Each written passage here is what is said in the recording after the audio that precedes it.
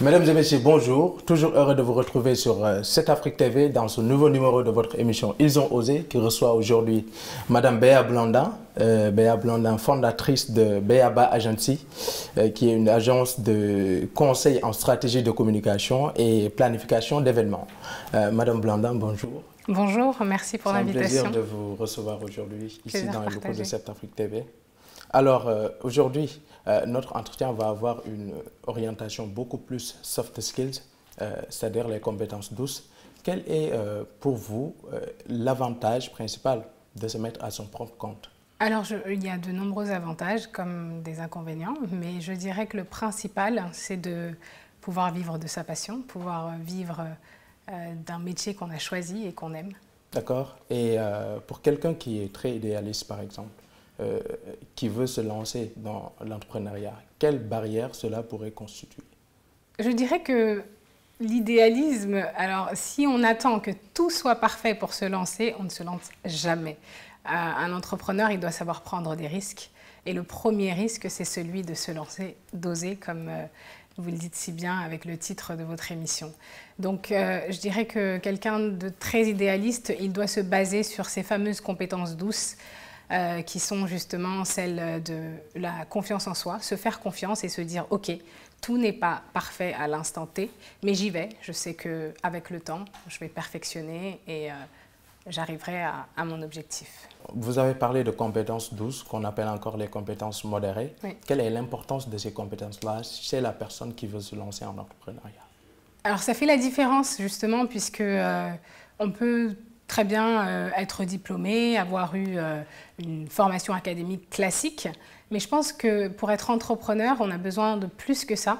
Ce qui est vraiment la condition sine qua non pour entreprendre, ça reste le leadership. Il faut pouvoir fédérer, puisqu'on va créer une entreprise, employer du monde. On est nous-mêmes donc dans des doutes, dans des questionnements. Si on n'arrive pas à fédérer, donc faire en sorte que les personnes qu'on va employer croient en notre idée et aient envie de se donner pour justement faire grandir l'entreprise, il y a peu de chances d'obtenir des résultats. Donc je pense que l'entrepreneur, plus que quiconque, a besoin de ces compétences douces. Ça passe par le leadership, la confiance en soi, l'estime de soi. Comment appréciez-vous la place accordée à ces compétences douces-là dans le système éducatif? Inexistant. Inexistant? C'est ça.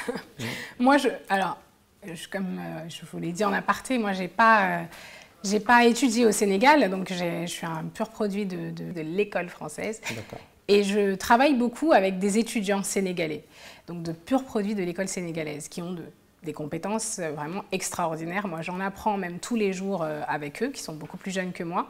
Les idées sont encore toutes fraîches, on va dire, puisqu'ils sortent de l'école.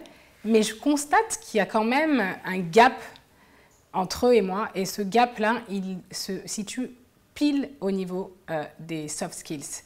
C'est des jeunes qui vont être vraiment pétris de talent, mais il va leur manquer ce petit plus. Et c'est quoi? C'est juste croire en eux, croire en leurs capacités. Ils ont besoin qu'on les booste, qu'on leur rappelle tout simplement, parce que finalement, je pense qu'au fond d'eux, ils savent qu'ils sont capables, mais ils ont besoin de se l'entendre dire. C'est important aussi d'être accompagné de savoir que les gens qui nous entourent croient en nous, etc. Mais alors, on va vous le dire, oui, c'est très bien, tu es capable, etc. Mais si toi, au fond de toi, la première personne qui doit croire en toi, c'est toi. Donc si chez toi-même, il y a ce blocage-là, je pense qu'on n'avance pas. Donc les compétences douces, ça s'apprend. Il n'y a pas de miracle, je veux dire. À quelques exceptions près, il y a des gens qui sont très sûrs d'eux, ce qui peut parfois être un désavantage. Mais ça s'apprend. On peut très bien se former en leadership, se former à la prise de parole en public, se former justement pour avoir confiance. Est-ce que ce n'est pas un peu dû à l'absence de formation en tout ce qui est compétences douces? Parce qu'il Exactement. n'y a pas de filière qui forme des coachs qui peuvent être là, Oui. à coacher les jeunes dans tout ce qui est compétences relationnelles, à aller vers l'autre, à faire sortir son moi intérieur ou à se mettre dans une position de confiance en soi. Alors, ces formations-là, elles existent, mais ce sont des formations qui ne sont pas intégrées dans le programme académique classique. Et moi, c'est là où aujourd'hui, j'aimerais qu'il y ait des formations quelque chose de fait. Oui, alors des formations qui sont payantes. payantes. Ça crée quand même une disparité. Tout le monde n'a pas les moyens d'accéder à ces formations-là. Et je trouve ça vraiment dommage. Pour moi, ça devrait faire partie intégrante du programme académique classique. En étudiant, on apprend aussi à avoir confiance en soi par le biais d'ateliers comme ça. Peu importe comment est-ce qu'ils appelleraient ça dans l'éducation nationale, mais ça doit faire partie intégrante du programme. Alors, j'en reviens encore à l'absence de formation par rapport à ça. Et il y a l'accélération aussi, même s'il y a des formations qui commencent à se développer dans le milieu du coaching, en compétences douces, c'est des formations accélérées. Oui. Est-ce que cela ne remet pas en cause la crédibilité des compétences de ce coach-là à pouvoir former des jeunes? Alors là, vous parlez de la formation du coach ou du coaché? Du coach en tant que tel. La formation du coach. Alors oui, bon, je pense qu'on est aussi quelquefois doté de capacités naturelles. On a quelque chose. Il y a des gens qui sont meilleurs orateurs que d'autres. Donc si effectivement on a cette chose qui nous est innée, on peut faire une formation accélérée juste pour justement avoir la certification. Mais moi, je connais plein de personnes qui coachent, qui ne sont pas certifiés, mais qui ont la capacité de pouvoir justement aider les autres à développer leurs soft skills. Alors, je pense que oui, c'est important d'avoir cette certification, mais c'est tout à fait possible de le faire sans. Je ne vais pas donner de nom, mais je connais de nombreux coachs qui travaillent avec de grandes entreprises et qui arrivent à des résultats, à de très bons résultats, sans pour autant avoir fait une formation. En tout cas, ils s'auto-forment. Alors, Madame Blondin, pour en revenir à l'entrepreneuriat, où peuvent se situer les barrières, les freins pour qu'une personne se lance dans l'entrepreneuriat? Moi, je pense que si dès le début, il y a des barrières, elles viennent de nous.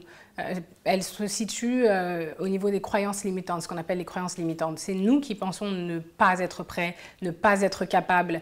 Voilà, on se trouve tout un tas d'excuses. Est-ce que ce n'est pas aussi l'environnement? Parce que les parents veulent nous maintenir dans notre zone de confort. Oui. Tu vas à l'école, tu as des diplômes, tu déposes, on te prend, tu es salarié. Eh bien, oui, mais alors à un moment donné, c'est ça aussi, quand je parle de s'affirmer, de ce fameux leadership, etc., la première personne qu'on va commencer déjà à convaincre, ce sont les parents. Leur dire que j'ai fait un choix, ok, j'ai mes diplômes, aujourd'hui je suis capable d'aller postuler pour un